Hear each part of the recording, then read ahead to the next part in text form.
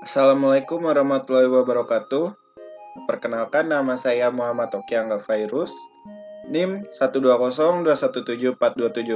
Saya dari jurusan Sistem Informasi. Di sini saya akan mempresentasikan mata kuliah Data Mining and Analytical Business. Nah, di sini tuh yang mau kelompok kami presentasikan yaitu text mining menggunakan algoritma naive Bayes untuk melihat sentimen analisis masyarakat terhadap podcast Deddy Corbuzier dan Anies Baswedan.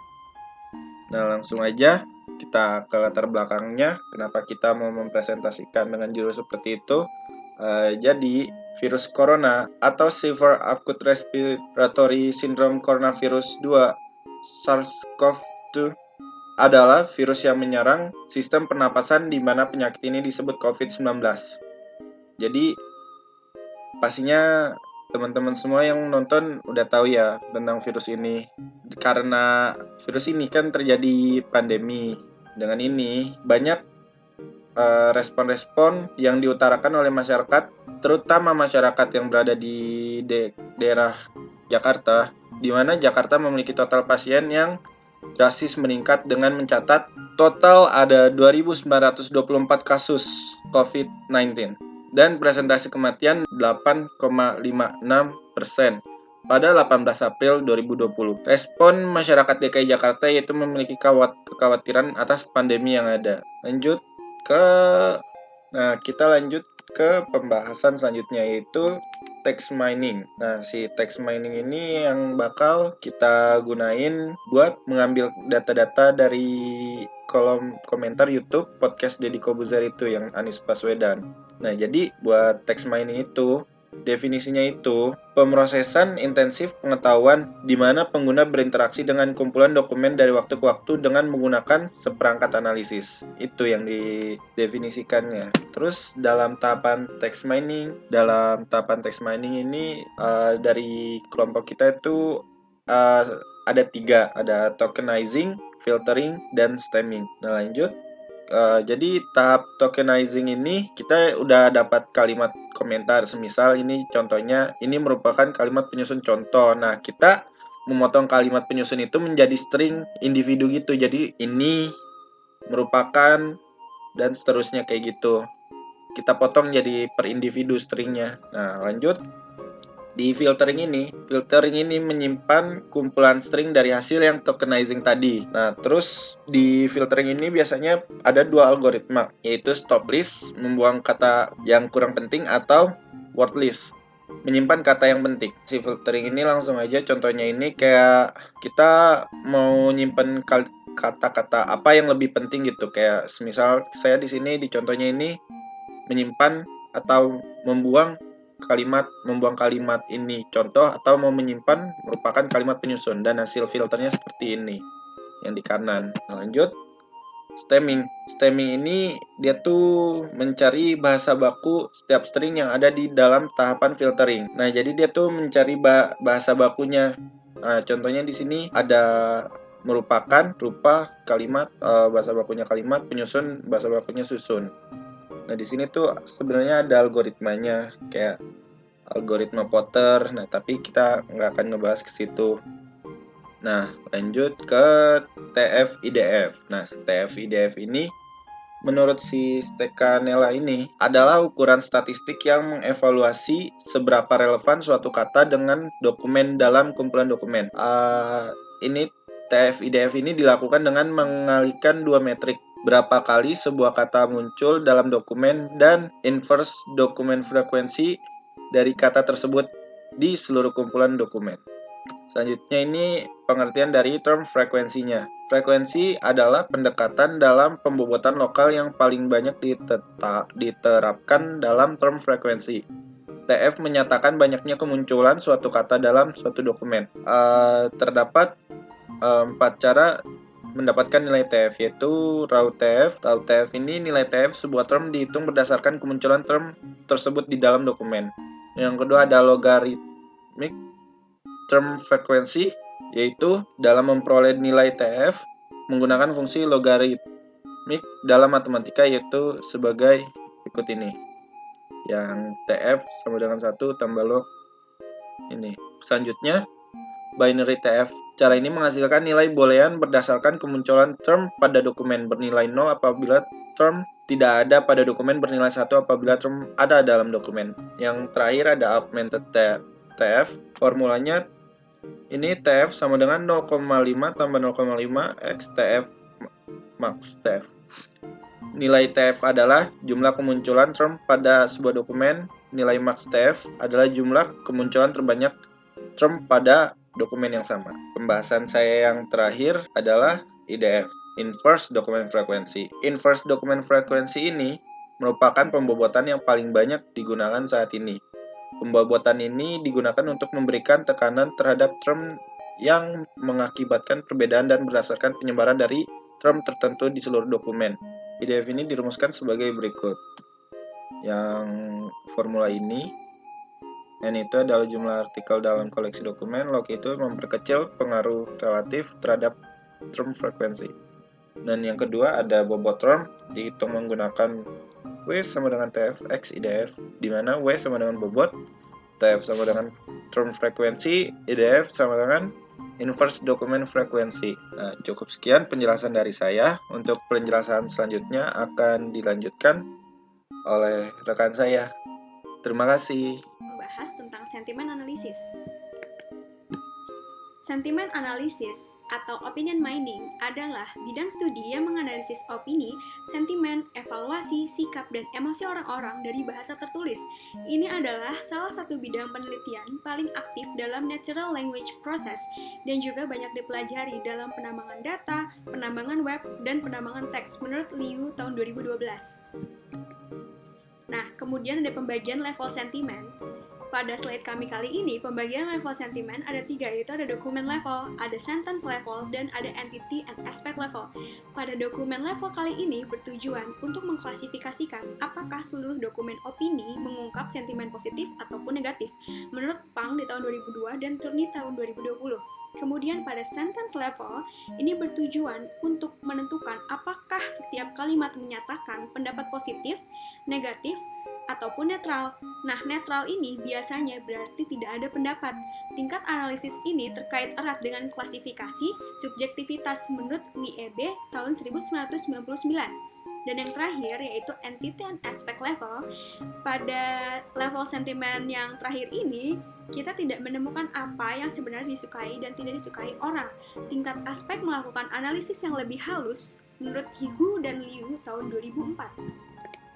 Kemudian ada Naive-Bayes Classifier Analysis. Nah, pada Naive-Bayes Classifier Analysis ini, kita seringkali menemukan algoritma tentang Naive-Bayes Classifier yang tentunya untuk mengklasifikasikan suatu data. Pada text mining kali ini, kami juga menggunakan Naive-Bayes Classifier Algoritma tentunya untuk membuat prediksi akhir. Nah, Naive-Bayes Classifier umumnya mudah dipahami dan induksi klasifikasian ini sangat cepat, hanya membutuhkan sinyal yang melewati data. Namun, algoritma ini terbatas pada data kategorikal atau discrete. Kemudian ada Naive-Bayes Classifier yang pertama dan ada yang kedua. Oke, saya akan jelaskan dulu Naive-Bayes Classifier yang pertama ini. Klasifikasi ini pada dasarnya mempelajari probabilitas kelas kondisional dari setiap atribut diberi label kelas. Nah, kemudian diklasifikasikan dengan menggunakan aturan Bayesian untuk menghitung probabilitas posterior dari setiap kelas CL. Diberikan vektor nilai atribut yang diamati sesuai dengan persamaan yang ada di slide. Kemudian untuk Naive-Bayesian Classifier yang kedua, ini asumsi penyederhanaan di balik Naive-Bayesian Classifier adalah bahwa atribut independen secara kondisional diberi label kelas sesuai dengan persamaan yang ada di slide. Nah, jadi perbedaan dari Naive-Bayes Classifier yang pertama dan kedua adalah jika yang pertama ini kita mengklasifikasikan berdasarkan probabilitas kelas kondisional. Kemudian yang kedua ini, Naive-Bayesian Classifier yang kedua ini, kita lihat bahwa independen secara kondisional diberi label kelas sesuai dengan hasil yang sudah kita persamakan atau kita samakan menggunakan persamaan yang ada di slide itu. Nah, kemudian ada langkah penyelesaian masalah. Tahapan penyelesaian masalah kita kali ini ada 4. Tentu tentunya ada scraping, ada pre-processing komentar, ada feature extraction, dan ada prediction. Nah, sebelumnya akan saya jelaskan terlebih dahulu tentang dataset kami. Nah, tentang dataset kami kali ini membahas tentang COVID-19 yang ada di Jakarta, yang kami beri judul yaitu covid-di-jakarta.xls. Nah, tentunya berisi tentang komentar masyarakat mengenai podcast suatu public figure yang ada di Indonesia, yaitu Deddy Corbuzier, dengan Gubernur Jakarta yaitu Anies Baswedan, yang membahas tentang penyebaran COVID-19 yang ada di Jakarta. Dataset ini diambil menggunakan teknik scraping dan crawling data.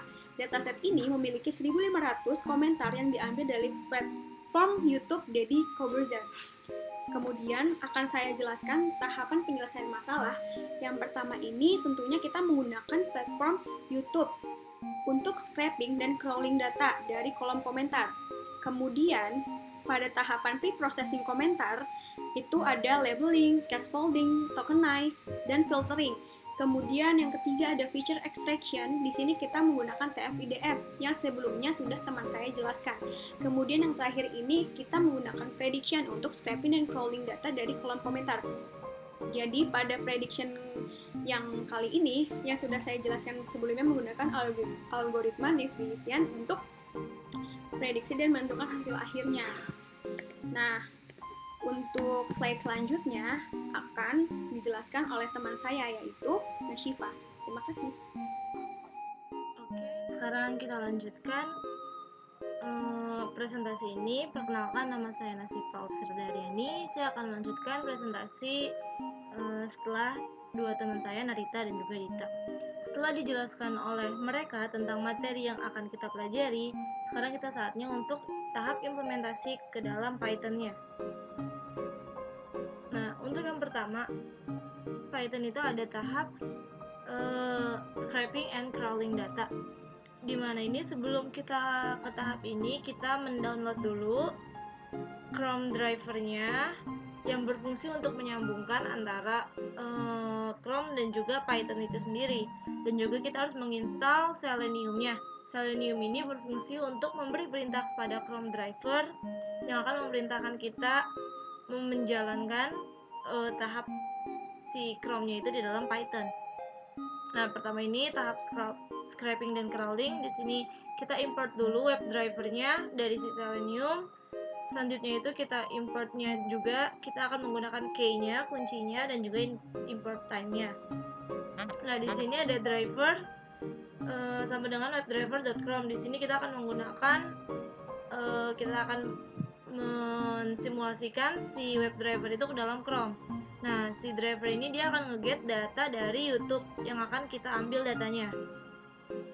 Nah, di sini juga ada definition comment save.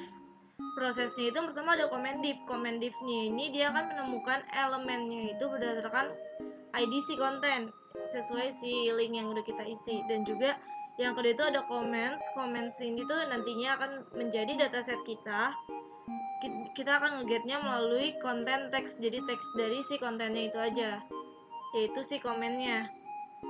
Selanjutnya ini kita inputkan ini time sleep-nya ini 10. Maksudnya itu dia akan nge-sleep saat ngambil data apabila dia tidak running selama 10 menit. Tapi udah dari 10 menit nggak running, dia akan nge-sleep otomatis. Selanjutnya itu kita inputkan juga berapa banyak data yang ingin kita ambil. Di sini saya menginputkan 1498. Jadi apabila dia sudah lebih dari 1948, maka komennya itu akan ke save, comment save dalam bentuk array. Arraynya masih string dan dia akan menampilkan down. Berikut nih proses output dari prosesnya. Nah, apabila dia udah 1500, dia akan memberhentikan sendiri. Selanjutnya itu ada tahap convert data menjadi Excel. Data yang sudah kita get itu yang sebanyak 1500 data, kita get menjadi Excel dengan cara di sini kita import pandasnya. Lalu di sini kita deklarasikan df-nya ini yang akan dari si baca pandasnya, baca komennya dalam bentuk array, dan juga kita deklarasiin dari df ini menjadi Excel. yaitu dengan nama COVID di Jakarta. Nah, kurang lebihnya hasilnya bakal seperti ini, isinya ada nomor dan juga comments. Selanjutnya itu ada tahap labeling. Tahap labeling ini kita lakukan secara manual, di mana kita memiliki 3 jenis labeling, yaitu ada positif, negatif, dan netral. Positif apabila komentar dari masyarakat positif mendukung ataupun dia memberikan dukungan kepada isi podcast tersebut, sedangkan negatif itu berisi orang-orang atau masyarakat yang tidak setuju akan isi podcast dan juga orang-orang yang memberikan kalimat sarkas. Dan apabila tidak memasuki 2 kriteria itu, dia akan dimaksudkan sebagai netral. Selanjutnya itu kita akan mulai text miningnya. Di sini kita baca dataset yang udah di labeling dan juga kita memasuki tahap cascading. Cascading ini atau biasanya itu tuh salah satu tahap di NLP atau natural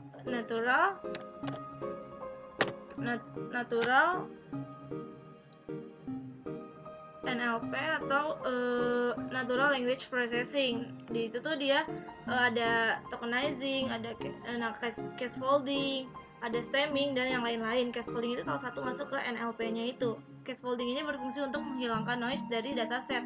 Di sini kita terlebih dahulu sebelumnya kita install dulu Demoji ini ke dalam Anaconda Command Prompt-nya. Setelah kita install, di sini kita importkan Pandasnya untuk ngebaca data, dan juga kita importkan Demoji yang udah kita install, lalu kita import Ray juga. Nah, di sini untuk membaca datanya gitu kita pakai Pandas yang dia akan nge-read si Excel-nya dan ngambil data si COVID di Jakarta ini. Setelah itu kita drop table yang tidak ada isinya. Nah, df ini yang akan kita gunakan itu datanya yang kita ambil komennya aja, karena di sini kan ada 3 kolom, ada nomor, komen, dan juga labeling. Nah, yang di sini kita ambil untuk proses cascading itu komennya aja. Kita akan menghilangkan emoji yang terdapat dalam dataset, kita menghilangkan angka-angka yang terdapat di dataset, dan juga menghilangkan tanda baca serta mengecilkan huruf-hurufnya atau disebut lowercase ini. Lalu setelah itu juga ada strip, dan setelah dihilangkan semuanya, dia akan disimpan ke dalam bentuk variabel baru yaitu komen. Setelah sudah ke dalam bentuk komen, kurang lebih seperti ini, dia udah tidak ada huruf besarnya dan udah tidak ada tanda baca. Selanjutnya itu ada tahap tokenizing. Tahap tokenizing ini sebelumnya kita install dulu NLTK atau Natural Language Toolkit. Natural Language Toolkit ini dia berfungsi untuk membantu kita menerjemahkan bahasa manusia ke dalam Python. Dia itu berisi sebuah library gitu. Nah, di sini kita tokenizing ini berfungsi untuk memisahkan yang tadinya dia berupa kalimat menjadi kata-kata, beberapa kata. Nah, di sini kita importkan dulu NLTK-nya dan juga kita ambil NLTK tokenize-nya ini, kita import si word tokenize-nya ini. Lalu kita buat variabel baru dengan nama tokenize.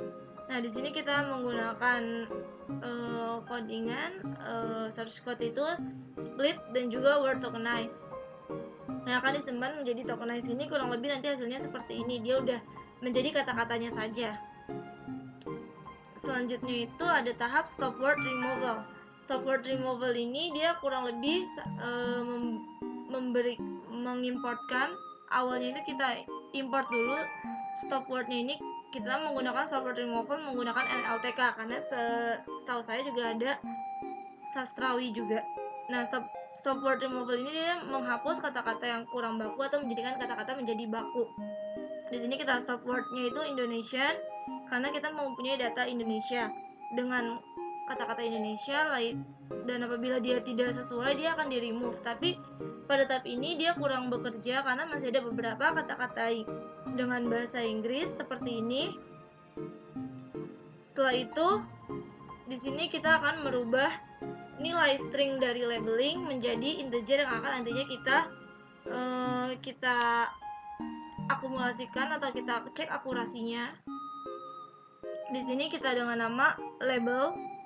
Nah, label ini nantinya berisi, kita ambil dari data labeling, yaitu ada positif, negatif, dan netral. Di sini positifnya kita ubah menjadi ke dalam bentuk integer, yaitu 0, negatif 1, dan juga netral itu ada 2. Kurang lebih nanti hasilnya seperti ini.